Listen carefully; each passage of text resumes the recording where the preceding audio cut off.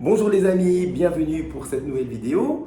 Nous sommes dimanche, évidemment, dimanche 15 septembre. Oui, c'est ça, nous sommes le dimanche 15 septembre. Et j'étais à la messe chez mes amis traditionnels, donc messe en latin, où on célébrait Marie des Sept Douleurs. Et je vais revenir sur ce principe tout à l'heure. Mais avant d'aller à cet endroit, je vous rappelle que nous sommes toujours dans les 9 fruits de l'Esprit Saint et que nous abordons le 9e fruit de l'Esprit Saint aujourd'hui, qui est la bonté. Alors la bonté, ça paraît simple, hein, on sait tous ce que c'est être bon avec quelqu'un, simplement avoir bon cœur, mais ça va plus loin que ça et j'aimerais vous l'expliquer en 2 mots. Eh bien, tout simplement, si vous prenez maintenant l'évangile de Saint Luc chapitre 18, il y a cette fameuse aventure de jeune homme riche. Alors le jeune homme riche, c'est un notable, dit-on, il rencontre Jésus et puis il demande à Jésus, bon maître, que dois-je faire pour avoir la vie éternelle en héritage? Alors Jésus lui dit, pourquoi dis-tu que je suis bon? Nul n'est bon sinon Dieu seul. Et puis, je vais continuer quand même la parabole. Il répond au jeune homme riche, eh bien, écoute, en fait, il lui dit les 10 commandements. Hein. Donc, ne vole pas, ne tue pas, ne commets pas d'adultère, honore ton père et ta mère, ne professe pas de faux témoignages. Sur ce, eh bien, le jeune homme dit, cela, je l'applique depuis ma jeunesse. Jésus est content. Et Jésus lui dit, une seule chose te manque. Va, vends tout ce que tu as, donne-le aux pauvres, et puis tu auras un trésor dans le ciel, et suis-moi. Et alors le jeune homme riche, tire la tête, il est triste, et il s'en va. Et Jésus, c'est là que Jésus dit, bien, il est plus difficile aux riches de rentrer dans le royaume des cieux. Plus riche, il est plus difficile aux riches de rentrer dans le royaume des cieux qu'à un chameau de passer à travers le chat d'une aiguille. Vous souvenez-vous, je vous en parlais il n'y a pas longtemps dans une vidéo, comment devenir riche. D'ailleurs, voilà. Alors, vous allez me dire, mais quel rapport avec la bonté? Donc, le jeune homme riche demande, bon maître. Et Jésus lui dit, pourquoi dis-tu que je suis bon? Nul n'est bon sinon Dieu seul. Nul n'est bon sinon Dieu seul. Donc, la bonté n'appartient qu'à Dieu. Pourquoi?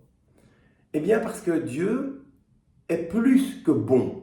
En fait, sa bonté, tout comme la bienveillance faisait le lien avec la bienfaisance, il y avait un lien entre les deux, donc ça s'inscrivait dans l'intention et l'action, autant la bonté est liée avec la miséricorde.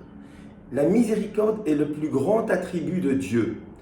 Nous, dans notre vie, parfois, nous faisons preuve de miséricorde. On voit un mendiant qui mendie, on lui donne soit quelque chose à manger, soit une pièce ou un billet. On a dans notre famille quelqu'un qui a besoin de cette chose-ci ou de cette chose-là, on va le lui donner, on va lui donner du temps, etc. Mais Jésus fait plus que cela. Et c'est très très important dans la suite du jeune homme riche, et je vais vous expliquer. Nous, par notre nature, donc souvenez-vous, nous sommes des vers à soie, donc nous ne sommes rien. Donc quand vous voyez quelqu'un de très riche ou de très beau, de ceci ou de cela, ou avec beaucoup de pouvoir, c'est un ver exactement comme vous, sauf qu'il a sur terre quelques trucs en plus, mais c'est un ver. Bon, nous sommes donc tous des vers. Dieu nous voit comme des vers. Nous sommes marqués du péché et nous méritons la mort. Nous ne sommes rien. Voilà. Mais Jésus, dans sa bonté, dans sa miséricorde, s'est abaissé à notre nature pour nous élever à lui qui est Dieu. Ce qui est complètement dingue.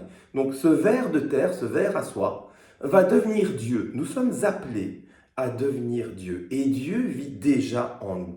Voilà jusqu'où va sa miséricorde, pour autant évidemment qu'on le reconnaisse et qu'on ait une vraie relation avec lui, qu'on lui parle, qu'on l'écoute, qu'on essaye d'appliquer ce qu'il nous dit de faire. Et à ce moment-là, eh bien oui, il y a la rédemption. Alors pourquoi c'est grave pour le jeune homme riche? Parce que Jésus lui dit ce qu'il faut faire pour le suivre. La question du jeune homme riche, souvenez-vous, c'est que dois-je faire pour avoir la vie éternelle en héritage? Jésus lui précise ce qui lui manque encore. Et ça, il refuse de le faire et il ne suit pas Jésus. C'est ça qui est dingue. il ne suit pas Jésus. Alors l'histoire ne nous dit pas si après il va changer et puis finalement plus tard suivre encore. Mais c'est quand même vachement mal barré. Nous qui ne sommes peut-être pas riches à millions, hein, le Seigneur nous dit aussi, il te manque ceci et cela, et c'est ça que tu dois abandonner, ou c'est ça que tu dois faire pour avoir la vie éternelle. Sommes-nous prêts à le faire? Et souvenez-vous, cette prétendue richesse, parce que quand on lit cette parabole, bien évidemment, on pense à la richesse monétaire, l'argent, les biens, mais il y a aussi ce que j'appelle la richesse intellectuelle. Ah, il y a beaucoup d'intellectuels qui pensent, ah ben oui, non, Dieu n'existe pas, et puis...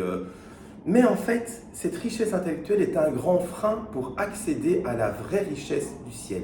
Et cette vraie richesse du ciel, elle est donnée à ceux qui sont parfois pauvres intellectuellement. Le Seigneur Jésus s'est révélé souvent à des gens analphabètes.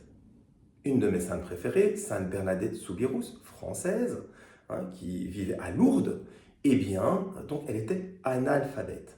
Pourtant, à qui est apparue la Sainte Vierge Marie? À Sainte Bernadette Soubirous. Pas à son évêque, pas à son curé de paroisse, pas au président de la République de France. Non. Ou au roi de France, à l'époque, je ne sais pas, je ne sais plus très bien quelle époque était Sainte Bernadette Soubirous, je crois que c'était dans les 1800 et quelques, donc je ne sais pas s'il y avait déjà la République. Étant belge, je ne connais pas effectivement l'histoire de France. Enfin, vous m'avez compris. Au petit, Jésus se révèle au petit. Sommes-nous prêts à devenir petits pour profiter pleinement de la bonté du Seigneur?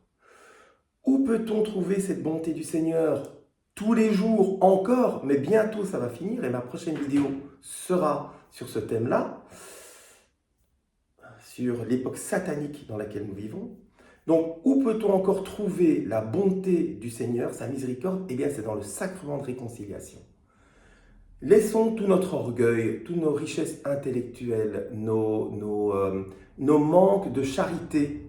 Donc, c'est aussi évidemment lié à l'amour. Donc, c'est le plus grand attribut du Seigneur, la bonté. On ne sait pas faire preuve de miséricorde si on n'a pas d'amour. Eh bien, allons au confessionnal, donner nos manques d'amour, nos manques de générosité, nos certitudes intellectuelles, tout cela qui nous empêche de profiter de la bonté de Dieu. Allons rejoindre le pardon et la bonté de Dieu et avoir cette douche de l'Esprit Saint pour pouvoir vraiment profiter des bontés du Seigneur et d'avoir la vie éternelle en héritage, parce que c'est bien de cela qu'il s'agit. Voilà mes amis, c'est tout ce que je voulais vous dire aujourd'hui. Profitez bien de ce dimanche ensoleillé et je vous retrouve la semaine prochaine pour une nouvelle vidéo.